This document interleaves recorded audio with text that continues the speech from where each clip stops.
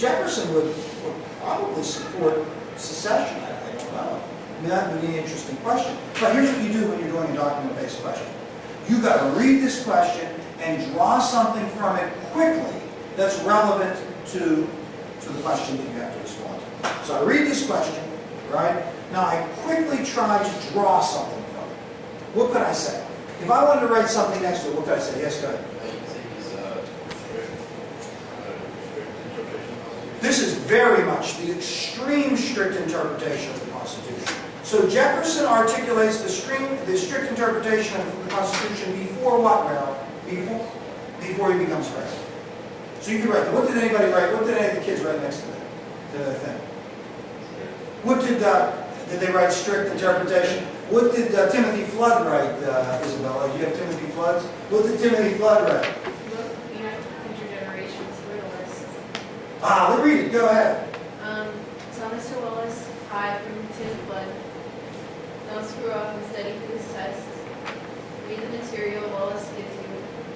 Appreciate the man for what he does, and don't jog him off too much. Always remember to smile. And then a quote that says, "We are the music makers, and we are the dreamers of dreams." Now, Flood is taking the AP test. And so in the midst of the AP test, he writes that under the... I mean, I appreciate it. You know, certainly Flood's words to posterity. But, you know, I think if we were going quickly, we would say strict interpretation of the Constitution, Jefferson before he becomes president. Okay, let's move on. Yes? Will you use that as a day-to-day? What's that? Will you use that as a day-to-day? Yeah, because you have to judge the characterization. They're not going to do it. They're not going to put a document. It's no trick. You know, they're not going to put a document that you really can't use. But I mean, it's interesting. They're saying that once you get 1801, the documents and your knowledge of 1801. Right? Okay. Now go to the cartoon. There's always a cartoon. Every AP packet, there's always a cartoon. Every AP document-based question, there's always a cartoon. Usually the cartoon is a famous one. This is a famous one. You see this in most, you know, introductory textbooks. A lot of high school textbooks will have this. What's this cartoon about? How's it relevant? Yes? About the embargo? It is about the Embargo Act that was passed by whom? Who passed it? Whose administration? Mandela. Say it, say it, say it. No! Who passed the embargo? Jefferson. Because he's in the picture, is he not? Look at the gentleman on the left. The gentleman on the left with the turtle is whom? Jefferson. Jefferson. And the turtle is snapping someone who's attempting to do what? Oh, way to go, dear Nina. He's attempting to smuggle because he's going to smuggle it to the British. And they reverse the embargo to "oh, grab me," right? And so clearly, the embargo reminds you that in the Jeffersonian administration, in Jefferson's administration, he passes or pushes Congress to pass legislation that is fairly intrusive, right? It was the most intrusive piece of federal legislation that had been passed under the Constitution, right? I mean, most restrictive piece of federal legislation passed. Well, this is the strict interpreter of the Constitution, Thomas Jefferson, that passes the embargo that was resisted by the Federalists, who were the broad interpreters of the Constitution. What did anybody write next to it? What did somebody write? I don't know. Flood did not write another manifesto. Yes? So what did you say again? Broad taking power from the state. Somebody wrote, go ahead, Andy, what did your guy write? Nothing. What did your guy write? Britain. Yeah, nice. What did your guy write? One individual tries to take too much and all power under them. Something will get irritated and try to hurt everyone. I don't know about that. I don't know about that. But again, you want to hit and move.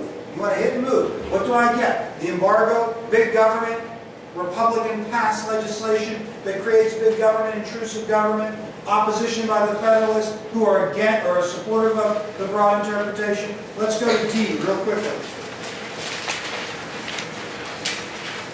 Daniel Webster. We know Daniel Webster from New Hampshire in his speech on the conscription bill, the House of Representatives, December 1814.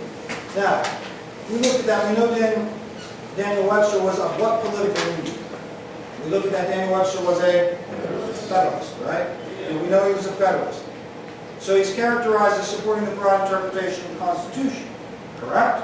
But this is what he says, right? In 1814, December of 1814. Oh, when the War of 1812 ended? 1814, with the Treaty of, not Paris, Again. the Treaty of, for the people, don't be alarmed. Your tax dollars are well spent there. It is the Treaty of Ghent. Yes, don't identify yourself, the person who said Treaty of Versailles. I understand. It's the Treaty of Ghent. Christmas Eve, right? Christmas Eve, 1814, the Treaty of Ghent ends the war, but they didn't know that. So this is prior to the end of the war. This is Webster, who is a Federalist, that writes this. Now listen to this. The Madison administration asserts the right to fill the ranks of the regular army by compulsion. Where in the Constitution, in what article or section is it contained that you may take children from their parents and parents from their children and compel them to fight the battles of any war which is the folly or the wickedness of the government may engage in? Now, where in the Constitution? When somebody says, where in the Constitution, what kind of interpretation is that? Strict. So here is, I mean, we won't read the whole thing in the interest of time, but here is Webster, a broad interpreter of the Constitution, saying what? Where in the Constitution does it say you can do this? And what's he complaining about? The draft, the War of 1812, right? And listen, he goes on. Who will show me any constitutional injunction which makes it the duty of the American people to surrender everything valuable in life, even life itself, whenever the purposes of an ambitious and mischievous government may require it? Right? If the Secretary of War has approved the right of Congress to enact a law enforcing the draft of men out of the militia and into the regular army, will he at any time be able to prove quite clearly that Congress has the power to create a dictator? So he's talking about government being too big and too strong, right? Which is counter to federalism, right? Inconsistent with the strict interpretation. Okay, so now, as I'm reading this, I'm writing, I'm jotting, I'm thinking, how does this connect into my argument? Right? The argument that I'm going to make. So I'm going to incorporate in this argument what I know, the outside information, that's called what I know, and what's in these documents to make my case. That's the difference. The difference between what you've done before and what you're going to do now is to make your case. In the past, you drew upon what you knew. Now, to make your case, you're going to draw upon what you know and what you might see or read in these documents. Dear Doyle, you give your hand. All right, let's do one more, really quickly. I know you're mad. The hour is late. You're upset. John Randolph, document F. Randolph, Democratic Republican Congressman from Virginia, in his speech to the House on proposed tariff. Tariff will be another issue that is hotly debated, right? This is document F. That would be page 8. Randolph says, we have another proof that the present government has renounced the true Republican principles of the Jefferson administration on which they raised themselves to power, and that they have taken up in their stead those of John Adams.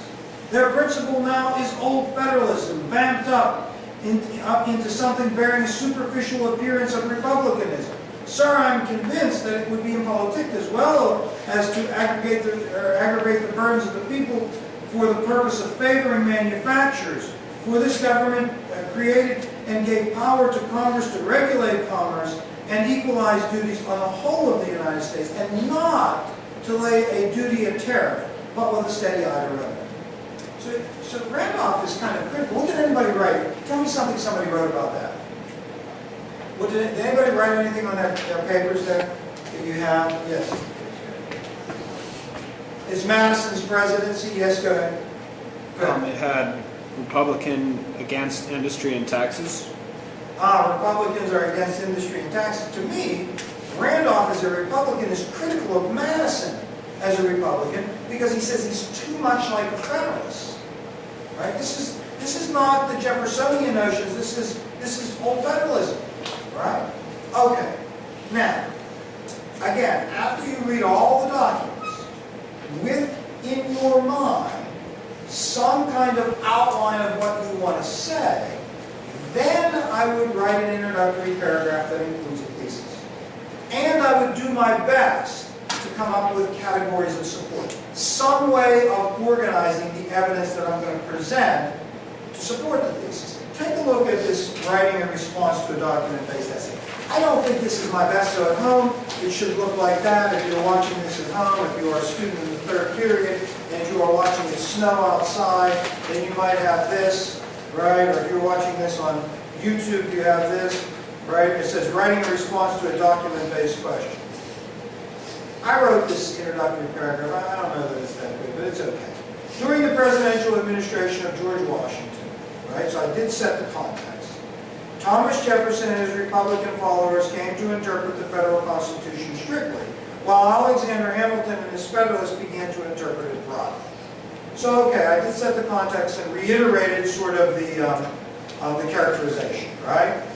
However, during the presidencies of Jefferson and Madison, the Republicans frequently rejected their original ideas. In saying that, I've kind of taken a position. I've kind of said, look, this characterization was often not true for the Republicans. The Federalists also advocated actions that conflicted with their initial notions about the Constitution, although less frequently than the Republicans. So do I judge the extent to which the characterization is accurate? I think I do. I don't know. It could be better. I mean, Don, rise and shine for this.